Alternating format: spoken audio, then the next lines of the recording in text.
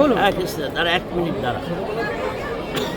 আমি এখন নৌকা পত্রিকা স্টলের টেবিলের সামনে আছি। তো অমলেন্দুদা সামনে রয়েছে, অমলেন্দু বিশ্বাস। তো বলুন কিছু। হ্যাঁ, 42 বছর ধরে আমাদের নৌকো সাহিত্যপত্র বেরোচ্ছে। এবারেও বইমেলায় আমরা উপস্থিত আছি।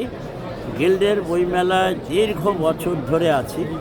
একদম ময়দান থেকে এই আমাদের সল্টলেক করুণাময়ী এই গ্রাউন্ডে আছি দীর্ঘদিন ধরে, এবং লিটল ম্যাগাজিন ছেড়ে যায়নি কখনো।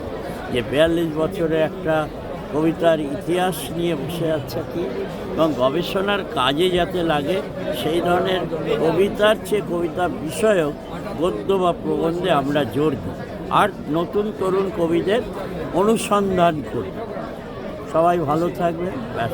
আচ্ছা, 42 বছর কথাটা শুনে আমি না বলে থাকতে পারছি না। আমি এই মাসে 42-এ পদার্পণ করেছি। আরে বাহ, সাংঘাতিক!